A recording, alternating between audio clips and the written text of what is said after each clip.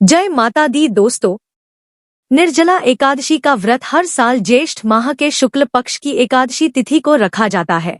यह सभी व्रत में सर्वश्रेष्ठ और कठोर व्रत माना जाता है, क्योंकि इस व्रत में एकादशी के सूर्योदय से लेकर द्वादशी के सूर्योदय तक बिना पानी के और बिना अन्न के उपवास करना होता है। अर्थात यह व्रत निर्जल और निराहार किया जाता है। ऐसे में कई बार लोग पूछते हैं कि निर्जला एकादशी के व्रत में क्या खा सकते हैं, या निर्जला एकादशी के व्रत में पानी कब पीना चाहिए। निर्जला एकादशी का व्रत यदि हम निर्जल ना रख पाए तो क्या जल पीकर रख सकते हैं या नहीं, या फिर फलाहार करके भी इस व्रत को कर सकते हैं या नहीं। इस दिन क्या खाना चाहिए और क्या नहीं खाना चाहिए, ऐसे कई सारे सवाल हैं। तो आज मैं आपको इस वीडियो में यही बताऊंगी कि निर्जला एकादशी के व्रत में क्या खाना चाहिए और क्या नहीं खाना चाहिए, और पानी कब और कैसे पीना चाहिए।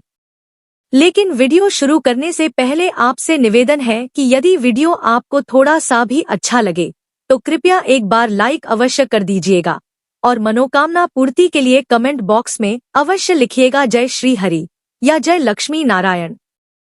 दोस्तों, निर्जला एकादशी में निर्जल यानी बिना पानी पिए व्रत करने का विधान है। कहते हैं जो व्यक्ति साल की सभी एकादशियों पर व्रत नहीं कर पाता है वह निर्जला एकादशी के दिन व्रत करके बाकी सभी एकादशियों का फल प्राप्त कर सकता है। लेकिन निर्जला एकादशी का व्रत बहुत कठिन है, क्योंकि इस व्रत में एक बूंद पानी भी ग्रहण नहीं कर सकते हैं, क्योंकि निर्जला एकादशी में जल पीना माना होता है। केवल कुल्ला या आचमन के लिए मुख में जल डालने की अनुभूति होती है। इसके अलावा जल पीने से व्रत टूट जाता है। वैसे तो निर्जला एकादशी व्रत को बिना भोजन और जल के करना चाहिए, लेकिन जो लोग साल भर की एकादशी का व्रत करते हैं तो वह इस व्रत को फलाहारी भी कर सकते हैं।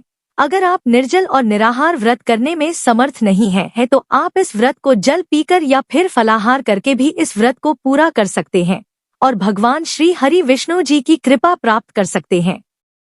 तो आप इस दिन फल, दूध, चाय आदि ले सकते हैं। बस आपको ध्यान रखना है कि इस दिन आपको अन्न का सेवन नहीं करना है, लेकिन हो सके तो आप सिर्फ एक बार ही फलाहार ग्रहण करें। आप शाम की पूजा आरती करने के बाद फलाहार ग्रहण कर सकते हैं। और ध्यान रखें कि जिन लोगों को दवा लेनी है तो वह भी इस दिन दूध के साथ ही दवा ले। आप निर्जला एकादशी में जल ग्रहण ना करें। वैसे भी आपको बता दें कि हमारे शास्त्रों में बच्चे, बूढ़े, रोगी और गर्भवती महिलाओं को व्रत में छूट दी गई है।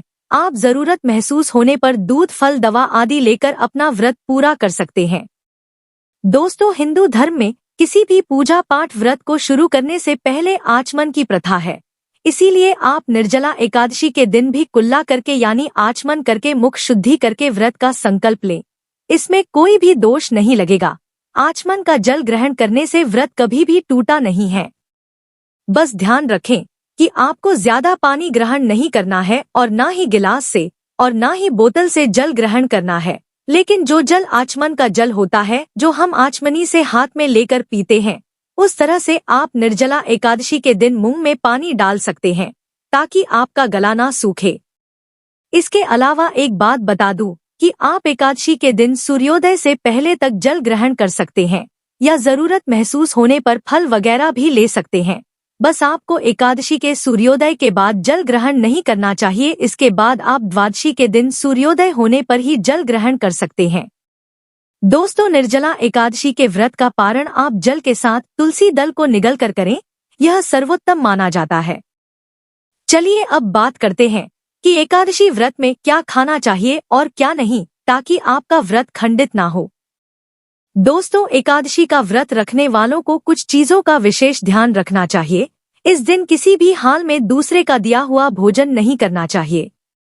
ध्यान रहे कि एकादशी का व्रत रखने वाले को गलती से भी एकादशी के व्रत के दिन सूर्योदय से लेकर द्वादशी के सूर्योदय तक अन्न ग्रहण नहीं करना है, बल्कि एकादशी के व्रत के लिए दशमी के दिन से ही प्याज, लहसुन, मसूर की दाल व चावल का सेवन आदि वर्जित माना गया है।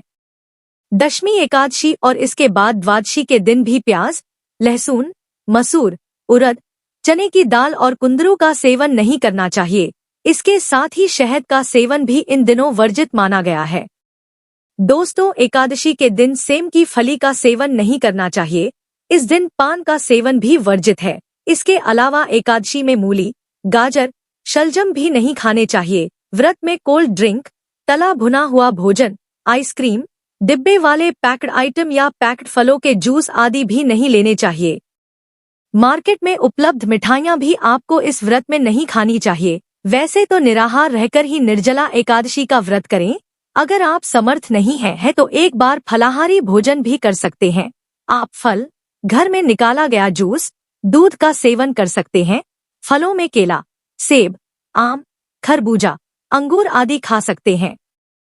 सूखे मेवे में बादाम, काजू, मखाना, गोला, पिस्ता आदि ले सकते हैं। एकादशी व्रत में सभी प्रकार के फल, चीनी, कुट्टू या सिंघाड़े का आटा, आलू, साबूदाना, शकरकंद, नारियल, दूध, काली मिर्च, सेंधा नमक आदि का भी इस्तेमाल जरूरत पड़ने पर कर सकते हैं। लेकिन सभी प्रकार के अनाज जैसे चावल, बाजरा, गेहूं, मैदा, बेसन, सूजी इन सब चीजों का सेवन नहीं करना है। उड़द, मसूर की दाल या इससे बनी हुई चीजें, मटर, छोला, सेम, शलजम, गोभी, गाजर, पालक ये सब भी एकादशी व्रत में वर्जित माने गए हैं। इसके अलावा मेथी, हींग, सरसों का तेल, सौंफ आदि भी व्रत में नहीं खाने चाहिए। बेकिंग सोडा, सफेद नमक, बेकिंग पाउडर, कस्टर्ड जैसी चीज और इससे बने खाद्य पदार्थ जो मार्केट में उपलब्ध हैं, वह भी नहीं खाने चाहिए, अन्यथा आपका व्रत खंडित हो जाएगा। और यदि भूल बस ऐसा हो जाए तब आप तुरंत सूर्य देव के दर्शन करके भगवान विष्णु जी से क्षमा याचना जरूर कर ले, इससे आपको दोष नहीं लगता है।